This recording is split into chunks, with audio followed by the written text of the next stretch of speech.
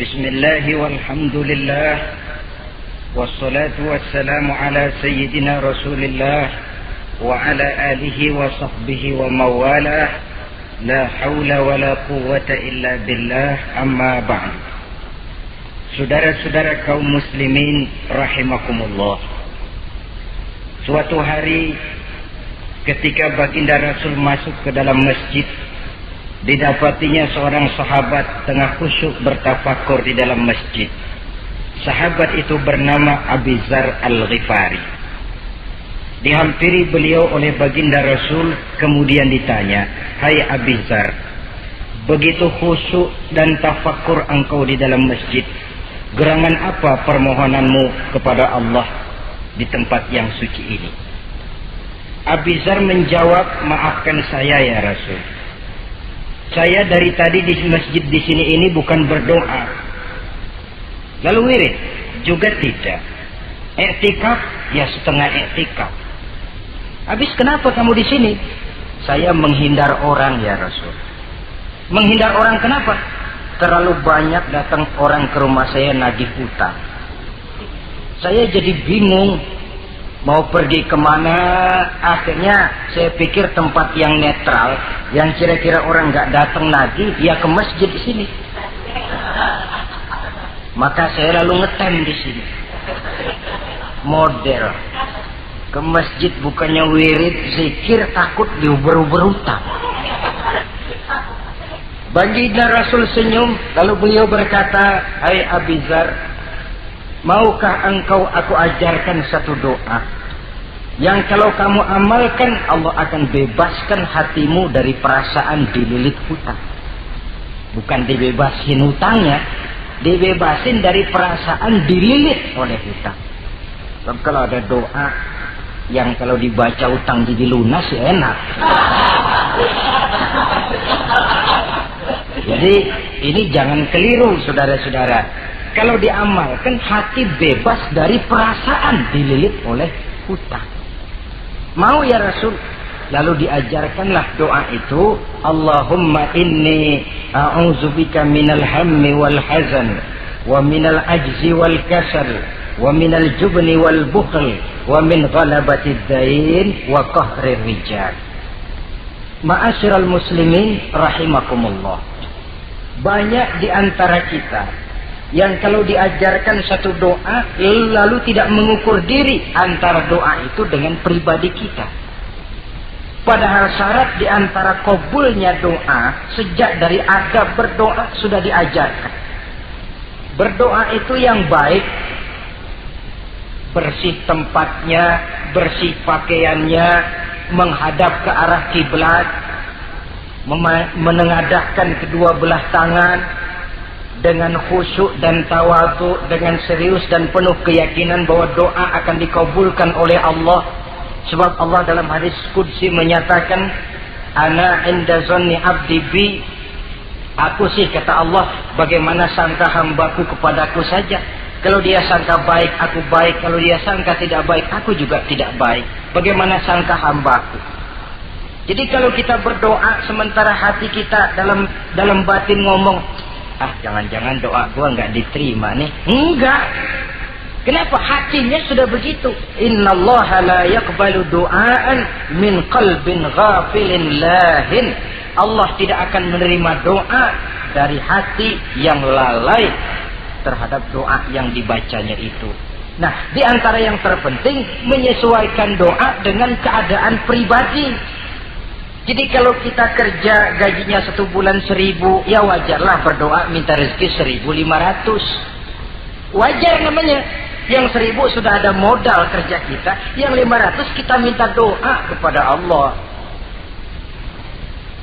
Saudara hadirin, begitu juga doa yang diajarkan oleh baginda Nabi kepada Abi Dzar.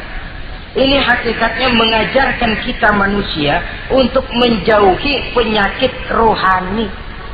Doa ini mengajarkan 8 macam penyakit rohani yang menjadi dinding antara kita dengan Allah. Dan penyakit rohani ini lebih bahaya daripada penyakit jasmani. Kenapa? Penyakit rohani tidak menyebabkan orang masuk neraka. Nah, maaf. Penyakit jasmani tidak menyebabkan orang masuk neraka. Yang menyebabkan orang masuk neraka adalah penyakit rohani. Di akhirat itu nanti tidak ada penduduk neraka ditanya, "Mas, sampean kenapa masuk neraka?" "Anu Pak, saya di dunia dulu korengan."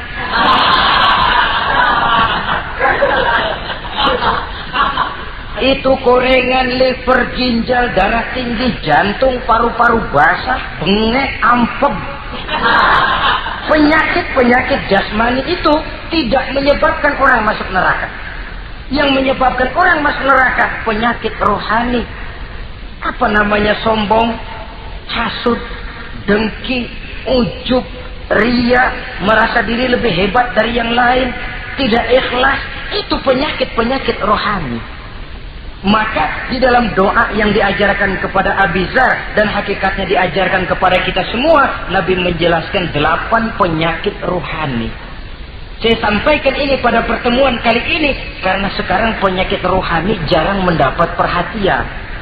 Sedangkan penyakit jasmani, anak kita pilek dikit pun sudah berangkat kita ke dokter spesialis anak.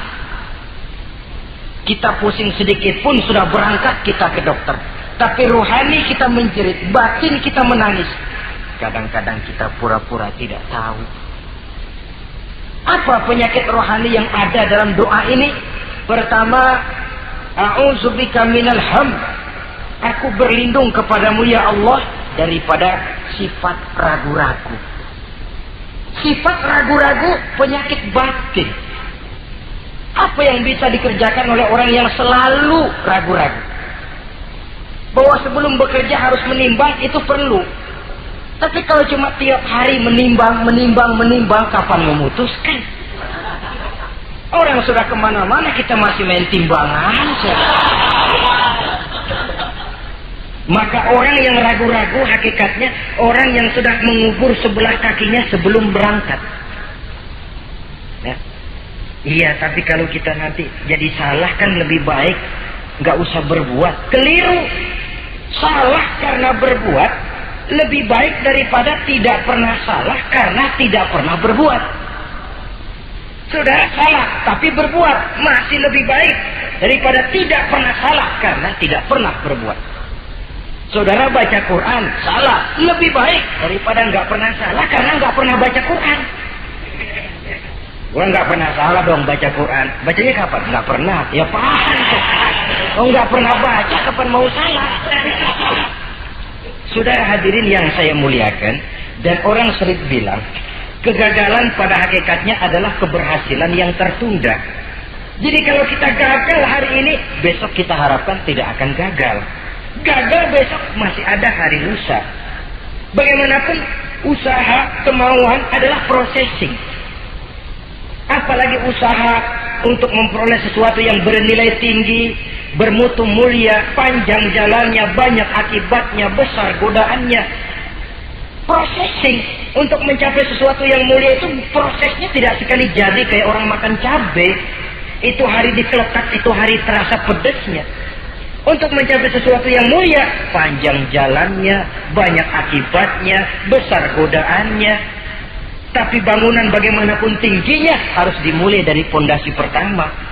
Cita-cita bagaimanapun luhurnya harus dimulai dari langkah pertama yang walaupun kelihatannya sepele, tapi sudah merupakan pondasi ke arah yang lebih tinggi. Kadang-kadang kita ini kan inginnya yang serba cepat, seolah-olah sesuatu yang mulia itu bisa datang lewat proses simsalabim, abracadabra. Lalu yang kita mau terwujud di depan kita, alangkah mudahnya. Dan dari kegagalan-kegagalan akan lahir pengalaman. Dan pengalaman, kata orang Kulon, experience is the best teacher. Pengalaman adalah guru yang paling bijaksana. Kalau adik kita jalan di tempat licin, jatuh, besok dia lewat situ lagi, gak usah dipesen juga dia pasti hati-hati. Kenapa? Pengalaman. Kemarin gue lihat sini jatuh, sekarang harus hati-hati. Tapi kalau belum pernah jatuh, kita omelin kadang-kadang ngotot. Khawatir banget, sebelum juga jatuh, ngomel melulu gitu ya. Tapi satu kali dia jatuh, dia sendiri akan hati-hati. Begitu kegagalan yang kita temukan dalam hidup merupakan nasihat bahwa seorang muslim tidak mungkin jatuh di tempat yang sama 2 kali berturut-turut.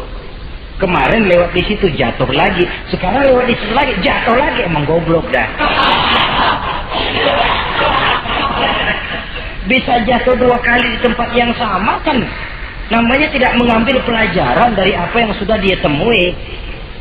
Jadi saudara hadirin, terutama adik-adik remaja, masa depan kalian itu merupakan harapan dari semuanya. Kami yang tua terlalu banyak berharap dari kalian. Sementara hari depan kalian lihat sendirilah. Persaingan hidup makin tajam. Tensi ekonomi makin tinggi. Jumlah angkatan tenaga kerja yang masuk tidak jauh dari seimbang dengan lapangan kerja yang bisa disiapkan. Kalau kita dihambat oleh penyakit ragu-ragu, orang lain sudah berbuat dan kita masih menonton, boleh sangat jadi nantinya kita akan terpojok di sudut-sudut kehidupan untuk lebih banyak jadi penonton daripada jadi pemain. Lebih sering menjadi objek daripada menjadi subjek. Istilah Arabnya lebih sering menjadi maf'ul daripada menjadi fa'il. Namanya juga orang nonton, soknya kan kayak lebih pintar dari yang main. Wajar orang nonton bola ngomel melulu. Itu Maradona tolol. Maradona ditololin. Ajat sederajat goblok, ajat digoblokin. Kalau sudah dia disuruh main ke lapangan, gempor dia nggak bisa nembak. Namanya penonton, dan wajar saja penonton juga kalau nggak surat nggak rame tuh lapangan. Saudara hadirin yang saya muliakan, maka keraguan-raguan akan jadi penyakit yang menghalangi orang pada saat dia harusnya sudah berbuat, dia malah berpangku tangan. Akhirnya dia akan jadi orang yang ketinggalan kereta. Sementara hidup tidak berjalan mundur ke belakang dan tidak juga berhenti. Tidak ada kata berhenti atau kata mundur dalam hidup. Berhenti kita diinjak orang, mundur kita hancur. Hidup ini seperti cerita tentaranya Tariq bin Ziyad ketika menyeberang ke daratan Spanyol di Selat Jabal Tariq. Sejarah menyebutnya Gibraltar ya. Itu bahasa Spanyol, lidah Spanyol dengan lidah Arab. Kita Jabal Tariq, dia Gibraltar. Kita Ibn Rushdi, dia Ibn Averus. Saudara-saudara, ketika pasukan sudah menyeberang ke daratan, seluruh kapal-kapal ini dibakar oleh Tariq bin Ziyad. Beliau sadar menghadapi tentara yang jumlahnya lebih banyak dari tentaranya sendiri. Maka seluruh kapal dibakar. Lalu beliau pidato di depan tentaranya. Ayuhan nas, ainal mafar, al-bahru min waraikum, wal adu amamakum. Saudara-saudara, sekarang mau lari kemana? Kita tidak punya pilihan lain. Di belakang laut, di depan musuh. Mau pulang, kapal sudah saya bakar semua. Ini termasuk menghilangkan keraguan bala tentaranya. Mundur, kecebur, mati. Maju menghadapi musuh yang jumlahnya jauh lebih banyak, resikonya juga mati. Namun mati maju, mati syahid. Mati mundur, kecebur, mati konyol. Pilih.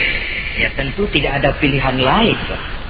Menghilangkan keraguan di kalangan tentaranya. Juga menghadapi kehidupan ini. Menimbang adalah perlu, tapi berbuat lebih perlu lagi. Jangan takut salah, karena salah berbuat lebih baik daripada tidak pernah salah karena tidak pernah berbuat.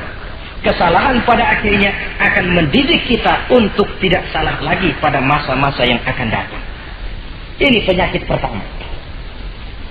Penyakit yang kedua, al-hazan. Penyakit duka cita. Manusia itu egonya terlalu besar. Kalau dia kehilangan sesuatu yang dia tidak senangi, atau menemukan sesuatu yang tidak dia harapkan, dia bersedih. Kesedihan itu timbul sebenarnya karena egonya. Bapaknya meninggal, dia sedih. Sebenarnya kesedihannya bukan karena matinya bapaknya, tapi kesedihannya karena dia tidak punya orang tua lagi. Dianya itu yang dia tangisi, akunya. Perkara bapaknya mati sih, memang semua yang hidup mesti mati. Tapi dia nggak punya bapak, itu yang lebih dia sedih. Akunya ini, egonya manusia itu. Seorang perempuan yang ditinggal mati oleh suaminya, dia menangis. Bukan karena suaminya yang mati, tapi karena dirinya tidak bersuami. Dirinya yang lebih banyak dia tangisi. Ehonya itu yang lebih banyak bicara. Oleh karena itu agama mengajarkan, kata Nabi, ahbib habibaka haunan ma asa ayyakuna baghidaka yawman ma wa abghid baghidaka haunan ma asa ayyakuna habibaka yawman ma. Cintailah apa yang kamu cintai sekedarnya saja. Sebab sangat boleh jadi yang sekarang kamu paling cinta, besok jadi yang paling kamu benci. Tapi bencilah apa yang kamu benci sekedarnya saja. Sebab boleh jadi yang hari ini paling kamu benci, besok akan kamu paling cintai. Saudara-saudara kaum muslimin, maka cintailah harta, cintailah kedudukan, cintailah harta benda, cintailah anak dan istri sekedarnya saja. Sehingga tidak berurat dan berakar. Sebab kalau dia sampai berurat dan berakar di hati ini, nanti ketika datang saat berpisah, kita seakan tidak mau menghadapi kenyataan. Kita seakan ingin lari dari kenyataan. Tetapi kalau bersifat ala kadarnya, seluruhnya sudah diperhitungkan. Oleh karena itu, untuk mengatasi sifat duka cita ini, kuncinya adalah iman. Siapa sih orang yang tidak pernah sedih dalam hidup ini? Tapi siapa orang yang tidak pernah senang dalam hidup ini? Tidak ada orang yang senang terus dan tidak ada orang yang sedih terus. Dia berganti. Bahkan itulah yang bikin hidup ini nikmat. Coba kalau hidup ini isinya ketawa saja, monoton. Sebaliknya kalau hidup isinya cuma nangis saja, bagaimana rasanya? Tapi ada senyum, ada tangis, ada duka, ada suka. Itulah bumbu daripada kehidupan.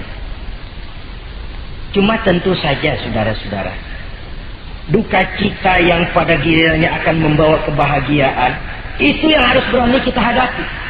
Tapi duka cita yang tidak beralasan, itu yang jadi penyakit. Kaya, sedih, takut miskin, itu kan tidak beralasan. Kita punya jabatan, takut merosot, takut pensiun, dengar mau ada mutasi, gerusak-gerusuk. Kan itu yang tidak beralasan. Duka cita semacam itu tidak beralasan. Karena tidak sadar bahwa pada awalnya itu pun tidak dia miliki. Kalau duka cita itu akan membawa kebahagiaan, tidak perlu kita takuti. Satu contoh. Kalau di depan saudara saya sodorkan 2 gelas, yang satu isinya jamu, yang satu sirup. Kira-kira saudara minum jamu apa sirup? Jamu apa sirup? Orang yang berpikir panjang saya yakin pasti minum jamu. Pahit memang, getir memang waktu minum. Tapi besok badan sehat, tenaga kuat, gairah kerja ada, semangat hidup tumbuh. Ini orang Islam, orang yang berpikir jauh ke depan. Ke depan kemana? Dia tidak cuma mikir dunia, dia mikir kubur, alam kubur, dia mikir akhirat. Maka dia berani minum jamu. Apa jamu itu? Puasa, jamu pahit, memang enak banget bos, setengah mati. Sembahyang, jamu pahit. Sedekah, jamu pahit sekarang. Tapi besok kita pulang ke alam kubur, ya Allah, nikmat alam kubur. Untung kemarin waktu di dunia minum jamu. Waktu di dunia sembahyang, kuburan terasa nikmat.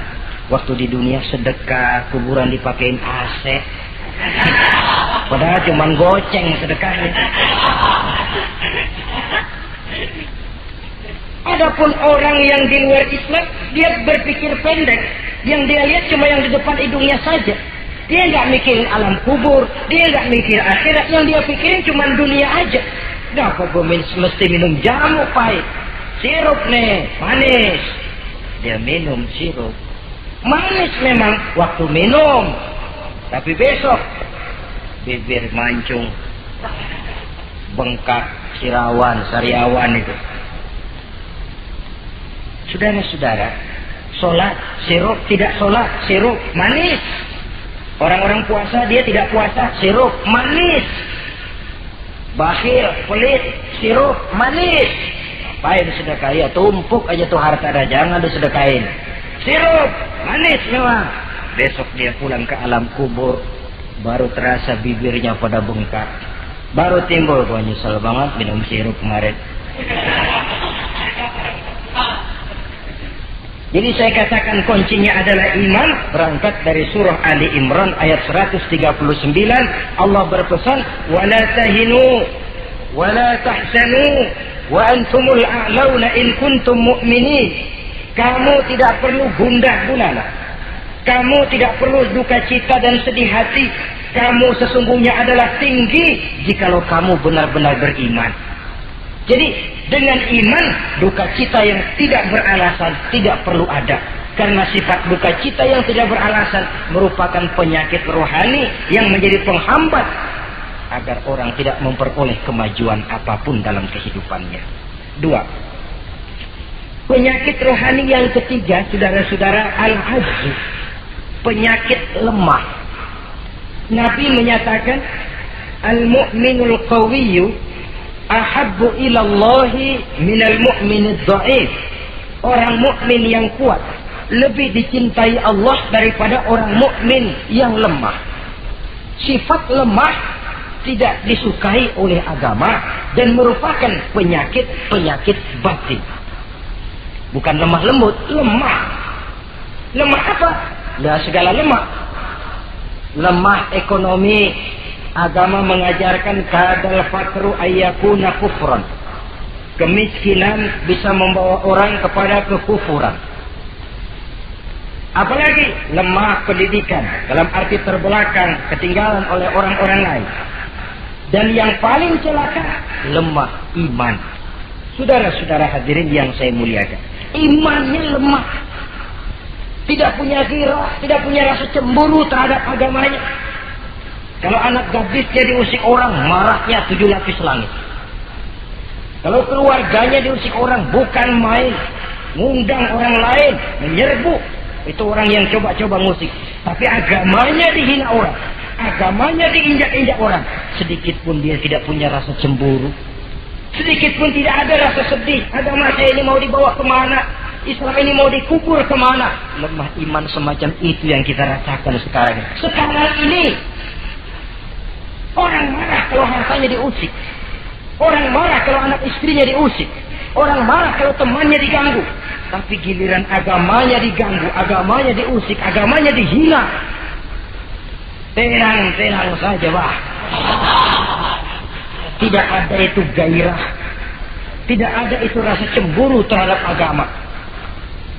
Kaum muslimin yang saya muliakan, lemah iman semacam ini yang sangat membahayakan untuk kelangsungan kehidupan beragama. Di zaman Khalifah Umar bin Abdul Aziz, dalam satu pertempuran melawan orang-orang kafir, tentaranya mengalami kekalahan. Karena kalah, banyak yang ditahan jadi tawanan orang kafir, termasuk 3 orang ofisir setingkat komandan dan beberapa puluh prajurit ditahan di negara kafir ini. Terhadap tahanan-tahanan Islam ini, Raja kafir musyawarah sama para menterinya, terutama Perdana Menteri. Tuan Perdana Menteri, kata Raja kafir, bagaimana? Ini tahanan-tahanan Islam yang enak kita apain? Ya terserah Tuan Raja. Kita bunuh saja supaya habis urusan. Ya terserah Tuan Raja. Tapi saya pikir-pikir, soal bunuh sih gampang. Cuma apa tidak lebih baik kalau mereka kita bujuk saja supaya ikut ke dalam agama kita, meninggalkan Islam agamanya, meninggalkan Khalifah Umar bin Abdul Aziz sebagai pemimpinnya. Itu namanya kita sudah berprinsip senjata makan tuan. Nanti kita pasang mereka untuk menghantam orang Islam sendiri. Pikir aja, betul juga Perdana Menteri. Iya, bujuk saja mereka. Caranya bagaimana? Adili saja di pengadilan secara terbuka supaya jatuh mentalnya, dia mau keluar dari Islam, ikut ke dalam agama kita.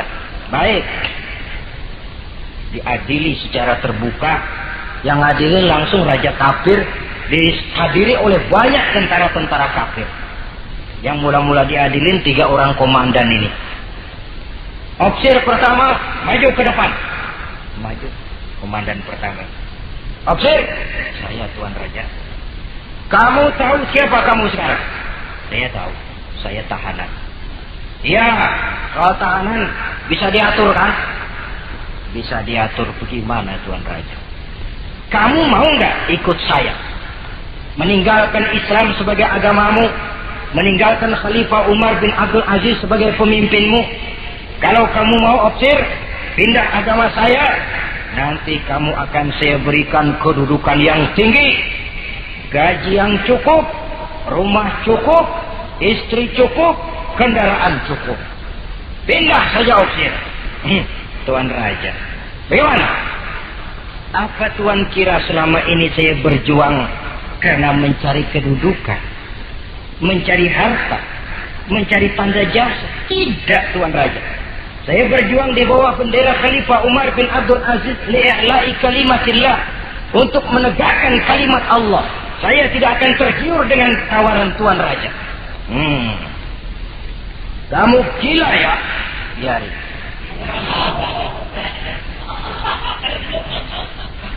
Kamu berani dari kemarin. Opsir, kalau kamu tetap dengan pendirian kamu, kamu akan saya bunuh. Silahkan Tuan Raja. Lebih baik nyawa terpisah dari badan, asal iman jangan berpisah dari hati. Gila ini. Biarin. Bunuh. Datang Al-Fujur, dipancung kepalanya, putus lehernya dengan badannya pisah. Jatuh kepala itu ngegelinting ke bawah, muter kepala itu kayak orang tua sambil ngaji baca Quran. Tinggal kepalanya saja, bisa dengan badan masih sempat ngaji. Sampai Raja kafir bingung, minggir, ini ada kepala ngaji. Ayatnya yang dia baca, ya ayyatuhan nafsul mutmainnah, irji'i ila rabbiki radiyatan mardiyah. Wahai jiwa yang tenang, kembalilah kamu menghadap Allah dengan ridha dan diridhoi. Engkau gugur sebagai syahid, tidak tergiur oleh bujukan harta, tahta dan kedudukan. Niatmu ikhlas karena Allah, kembalilah menghadap Allah dengan ridha dan diridhoi. Wadkhuli fi ibadi wadkhuli jannati, masuklah ke dalam golongan hamba-hambaku, masuklah ke dalam surgaku.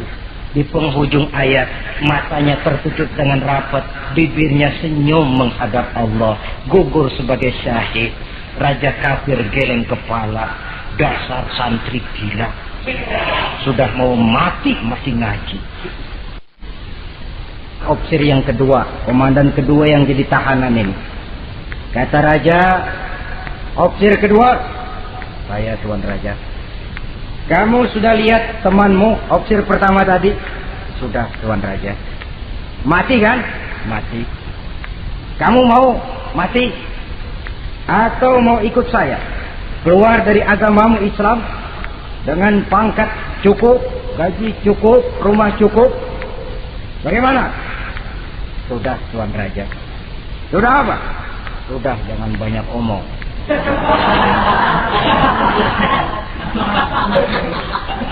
Maksud kamu bagaimana? Saya sudah tidak sabar pengen nyusul teman saya yang barusan Tuan Raja. Saya tidak sanggup bayangkan bagaimana dia disambut oleh para bidadari di surga, disambut oleh para malaikat dengan ramah tamah, menikmati kehidupan di alam yang penuh dengan keriduan. Oh Tuan Raja, sudah jangan banyak omong. Kalau mau potong saya. Kata Raja, ini gilaan lagi dari yang tadi. Yang tadi masih bisa diajak berunding, ini sudah minta dipotong. Ayo Al-Gojo, potong. Dipotong lagi oleh Al-Gojo, putus lagi, berpisah kepala dengan badannya, jatuh ke bawah, masih muter kepalanya kayak orang tawaf, ngaji lagi. Ayatnya yang dia baca, wujuhu yawma idzin nadhirah, wujuhu yawma idzin nadhirah ila rabbiha nazirah. Wajah mereka pada hari itu berseri-seri, kepada Tuhannya mereka memandang, matanya terpejam dengan rapat, bibirnya senyum menghadap Allah. Syahid lagi yang ketiga ini. Nah, kata Raja, Sekarang komandan opsir yang ketiga, panggil. Opsir ketiga, saya Tuan Raja. Sudah dengar nasib dua orang temanmu? Sudah Tuan Raja. Mati? Mati. Kamu bagaimana? Saya mau hidup Tuan Raja. Jadi kamu mau ikut saya? Mau Tuan Raja, saya mau. Mau meninggalkan Islam sebagai agamamu? Mau Tuan Raja. Mengkhianati khalifahmu Umar bin Abdul Aziz? Iya Tuan Raja. Daripada hidup saya kan, daripada mati mendingan hidup Tuan Raja. Daripada nggak punya apa-apa kan mendingan punya apa-apa. Baik, baik. Nanti saya musyawarah sama Perdana Menteri, kamu saya angkat jadi pejabat tinggi. Baik Tuan Raja. Akhirnya Raja musyawarah. Perdana Menteri, saya Tuan Raja. Ini opsir ketiga baik ini, mau ikut kita keluar dari Islam. Kita angkat jadi apa dia? Itu sih urusan Tuan soal angkat mengangkat. Cuman saya pikir-pikir kok aneh Tuan Raja. Aneh bagaimana?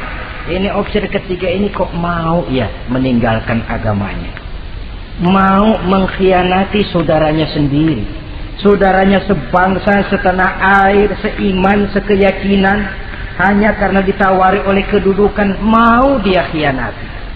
Orang itu kalau sudah mau mengkhianati bangsanya sendiri Tuan Raja, apalagi bangsa lain. Sekarang ini dia sopan sama kita karena kepengen selamat. Nanti kalau ada kesempatan bukan kita yang ditikam dari belakang, senjata makan Tuan. Jadi menurut kamu bagaimana Perdana Menteri? Menurut saya opsir ketiga ini komandan bejat. Masa orang bejat jadi pejabat, rusak rakyat. Malah orang dua yang mati itu orang bagus, punya prinsip, punya pendirian, nyawa taruhannya iman tidak goyah. Itu malah kalau bisa yang dua itu dihidupin lagi. Orang punya pendirian, ya hidupin bagaimana udah kadang mati. Tidak bisa. Jadi yang ketiga ini gimana? Kalau menurut saya yang ketiga ini bunuh saja Tuan Raja. Ngapain miara orang bahaya? Bunuh saja. Bunuh. Iyalah kalau begitu bunuh saja. Betul juga kamu. Sidang dibuka kembali. Opsir ketiga, gimana Tuan Raja? Saya diangkat jadi apa? Kamu nggak diangkat. Nggak diangkat bagaimana? Kamu opsir bejat. Kok bejat? Iya. Agamamu saja kamu mau tinggalkan. Saudaramu sebangsa setanah air mau kamu khianati. Apalagi kami yang orang lain bangsa dengan kamu. Kalau ada kesempatan kami akan kamu tikam dari belakang. Jadi saya gimana? Kamu dibunuh. Bunuh. Tuan Raja. Bunuh. Iyalah, bunuh. Tapi saya mau Islam lagi Tadinya saya mau keluar dari Islam, saya pikir dapat kedudukan tinggi kalau dibunuh juga. Iyalah bunuh, tapi saya tak Islam lagi. Terserah mau Islam mau tidak, pokoknya bunuh. Iya, saya mau Islam lagi. Cepat. Iya. Kalau mengucap 2 kalimat syahadat mau Islam lagi, macet lidah. Ayo cepat. Iya Pak. Asyhadu Enggak bisa mengucap syahadat. Ayo cepat. Iya Pak. Asyhadu Enggak bisa. Sampai goloknya al-fujo keburu sampai ke lehernya. Putus leher itu, pisah kepala dengan badan. Jatuh kepalanya ke bawah. Dia bekas orang Islam, masih bisa ngaji juga, cuman ayat yang dibacanya lain sama yang dibaca dua temannya tadi. Ayat yang dia baca begini, afaman haqqat alaihi kalimatul azab afa anta tunkizu man finnar. Orang yang sudah memang akan mendapat vonis azab di neraka, bisakah kamu menyelamatkan mereka dari azab yang sangat pedih? Bertahun-tahun dia berjuang untuk Islam di bawah kepemimpinan Umar bin Abdul Aziz dengan niat li'la'i kalimatillah. Tapi di akhir perjuangannya dia tergoda oleh harta dan kedudukan. Dia keluar dari Islam dan dikala itu ajal datang merenggut nyawa, dia mendapat su'ul khatimah, matinya ke dalam neraka. Na'udzubillah min dzalik. Ini termasuk lemah iman, saudara-saudara. Dan itu penyakit yang bahaya. Biar lemah ekonomi, biar lemah pendidikan, kalau iman kuat, insya Allah masih ketolong. Tapi biar ekonomi kuat, pendidikan kuat, iman lemah, malah yang kuat tadi akan menghancurkan nilai iman yang lemah itu tadi. Disinilah mabda'nya, berlindung kita kepada Allah dari lemah hati, lemah iman, lemah akidah. Baik, penyakit rohani yang ketiga, wa a'udzubika minal kasal. Aku berlindung kepadamu ya Allah daripada sifat penyakit malas. Malas adalah penyakit batin. Santai perlu, refreshing perlu. Tapi kalau tiap hari santai, apakah kita akan jadi generasi santai? Dan persoalan apa yang bisa kita selesaikan dengan posisi santai? An-Nisa ayat 95 menegaskan, La yastabil qa'iduna minal mu'minina ghaira ulid darari wal mujahiduna fi sabilillah. Orang-orang yang berjuang di jalan Allah tidak sama nasibnya dengan orang yang duduk saja gelenggam, gelohom, ayam-ayam tanpa ada uzur darurat, yang hanya menunggu keajaiban yang turun dari langit, menghitung bintang bertebaran di atas cakrawala. Tidak akan sama orang yang berjuang di jalan Allah dengan yang duduk gelohom, ayam-ayam, gelenggam, menikmati apa yang ada tanpa berpikir meningkatkannya ke arah yang lebih baik. Ma'asyiral muslimin rahimakumullah. Malas berusaha, malas beribadah adalah penyakit rohani yang ditiupkan oleh iblis ke dalam diri sanubari kita. Makin tinggi nilai iman, makin berat bisikan kemalasan itu. Namun kalau kita bentengi dengan bahwa malas kita hari ini akan membawa penyesalan bukan besok, bukan lusa, bukan minggu depan, bukan pula bulan depan, tapi barangkali tahun depan, 5-10 tahun yang akan datang, untuk masa depan yang lebih depan di alam kubur, di alam akhirat. Akibat penyesalan di dunia akan terasa di sana nantinya. Allah telah memberikan hidup. Dalam hidup kita diberikan energi, daya dan kekuatan. Manfaatkan daya dan kekuatan itu untuk berusaha dan bekerja. Allah tidak suka kepada orang yang bermalas, berpangku-pangku tangan menunggu keajaiban dari langit sambil berleha-leha. Allah suka kepada orang yang bekerja keras, karena seluruh rasul bekerja keras, seluruh para nabi bekerja keras. Saudara-saudara, hanya istana yang ditegakkan dalam khayalan saja yang bisa dijangkau dengan bermalas dan bersantai-santai. Tapi istana dalam wujud kenyataan hanya bisa dicapai dengan kerja keras dan semangat menghadapi kehidupan.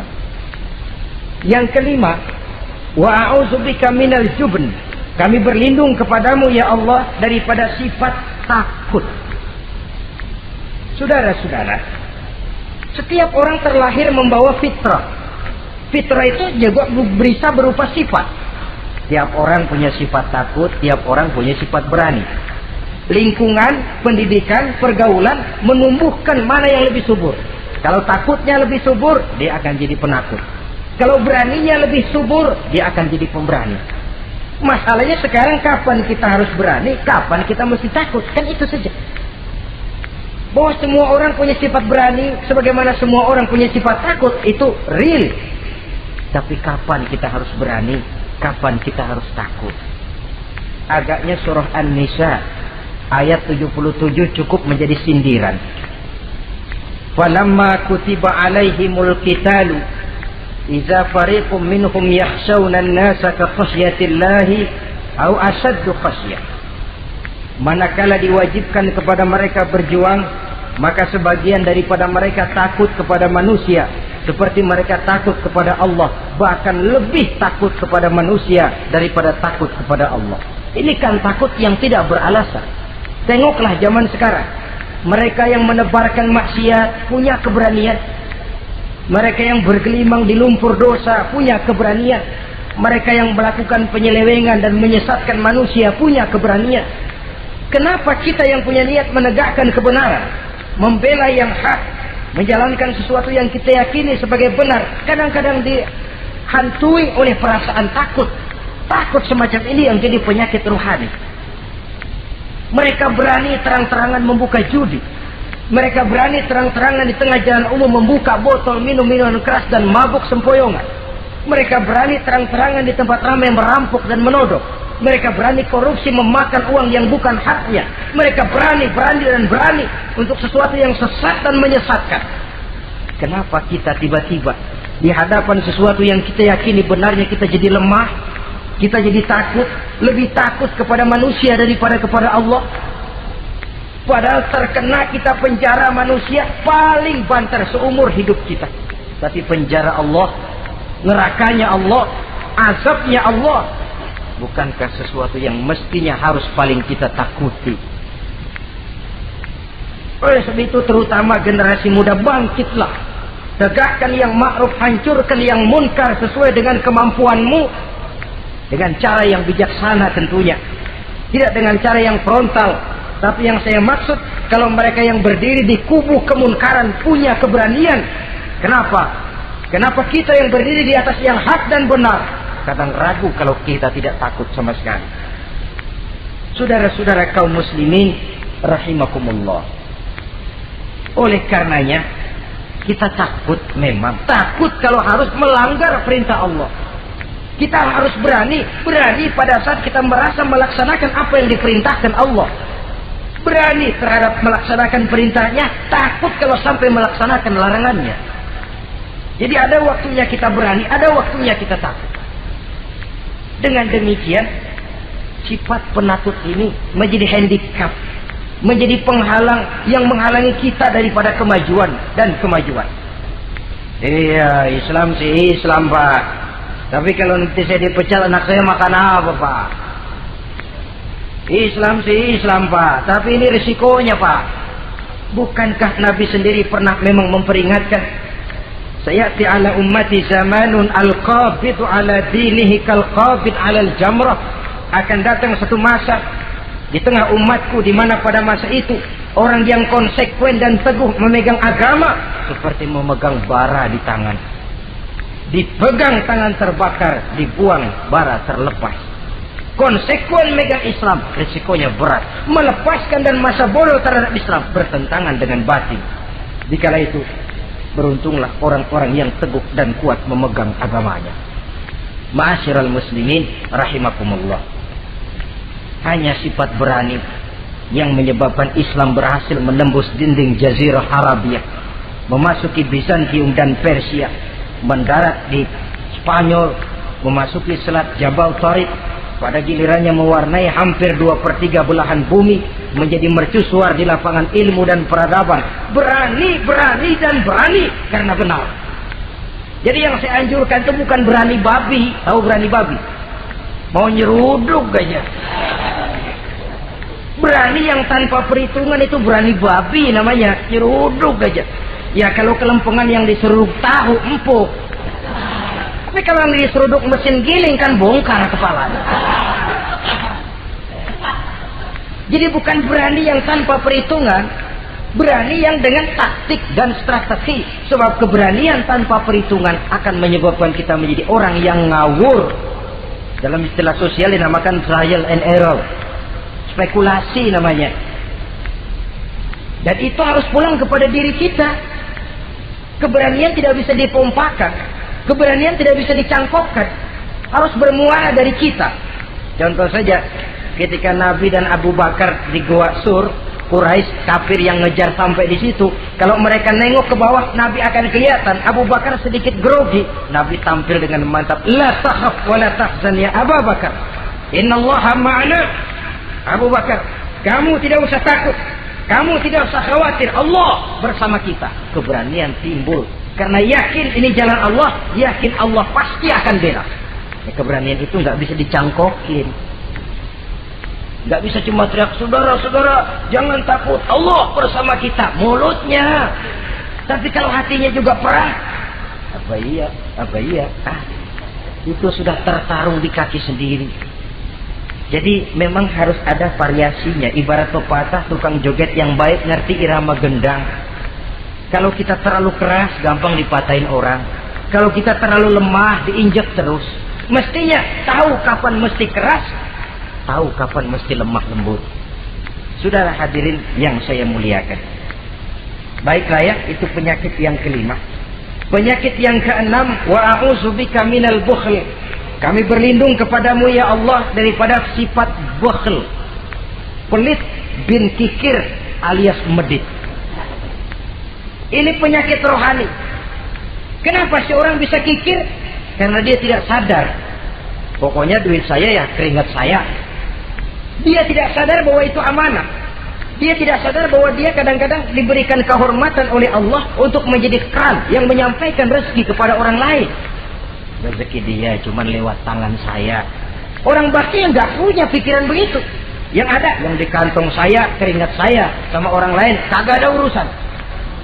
Kalau dia sadar rezeki saya cuma lewat tangan, rezeki dia cuma lewat tangan saya. Dia berfungsi sebagai keran, rasa bakhil itu tidak perlu ada. Yang kedua, orang bisa bakhil karena jama'a mala wa addada. Suka ngumpul-ngumpulin harta lalu ngitung-ngitung. Ngitung. Orang kalau terlalu ngitung kan yang ada kurang melulu. Kebangetan ngitung melulu. Aduh, 10.000. Kalau 15.000 aja enak aturnya. Dapat 15.000, tanggung dikit lagi. Kalau 20 aja cukup dan nih. Yang nggak pernah cukup sesungguhnya. Jama'a malan wa addada. Kalau sudah kesina, dia akan sampai kepada yahsabu anna malahu akhlada. Dia akan menyangka bahwa harta itulah yang bisa mengekalkan dia. Ya, mengekalkan kebahagiaannya, ya mengekalkan keluarganya, ya mengekalkan umurnya, ya mengekalkan kehidupannya sampai kepada tahapan keliru. Kalau sudah begitu, berat pisah sama harta.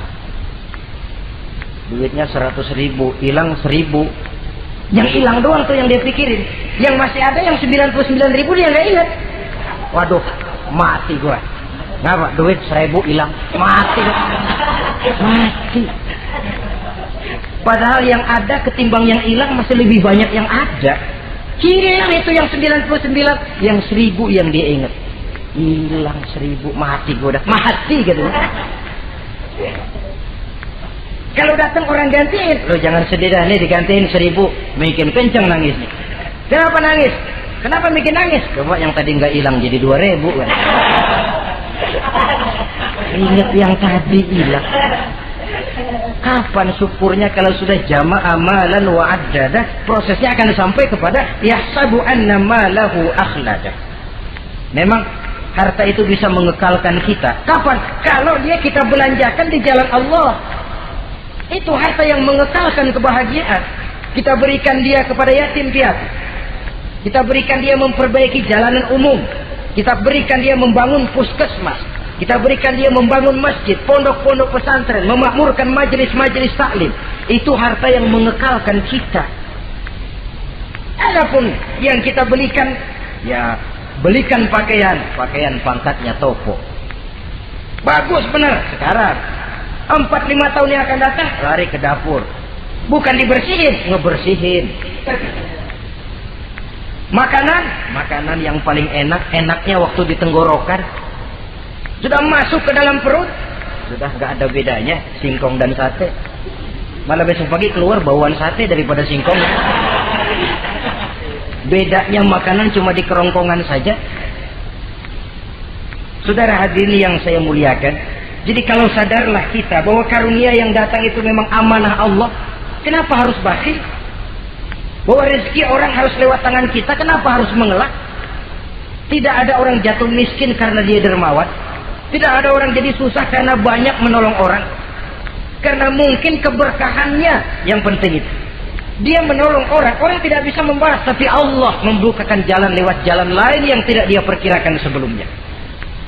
Ma'asyiral muslimin, apalagi kalau orang itu adalah orang yang dekat dengan kita. Maksud saya ibu bapak kita.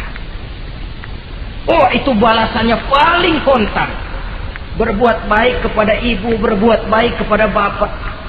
Ada rezeki sedikit, belikan makanan yang disenangi orang tua kita. Pak, ibu, alhamdulillah ada rezeki, ini makanan kesukaan bapak, ibu. Menurut kita sederhana, sepele, Allah akan balas itu paling kontan lewat jalan yang tidak kita sangka-sangka. Ibu bapak, yatim piatu terutama juga. Saudara kaum muslimin rahimakumullah. Oleh karenanya, sekali lagi tidak ada orang jadi kaya karena dia kikir, pelit. Kenapa sih tuh orang jadi miliuner? Oh, dia dari muda pelit banget. Tidak ada. Dan tidak ada orang jatuh bangkrut karena rajin sedekah. Kata Nabi, inna sadaqatal mar'il muslim tazidu fil umri wa tadfa'u mitata su'i. Sesungguhnya sedekahnya seorang muslim bisa menambah panjang umur dan menyelamatkan orang dari mati secara su'ul khatimah. Panjang umur bisa artinya jumlahnya tambah, bisa berarti walaupun orangnya sudah mati, namanya tetap hidup dikenang orang kebaikannya. Itu pun panjang umur namanya. Namanya tidak hancur, walaupun jasadnya hancur masuk ke dalam tanah dimakan oleh cacing tanah. Namanya akan hidup terus, bahkan ditulis dengan tinta emas dalam sejarah. Bakhil, pelit adalah penyakit batin. Dokternya agama dan kemauan diri merubahnya dengan sadar bahwa karunia adalah amanah. Ini penyakit bakhil nggak bisa ke rumah sakit, ke rumah dokter medis.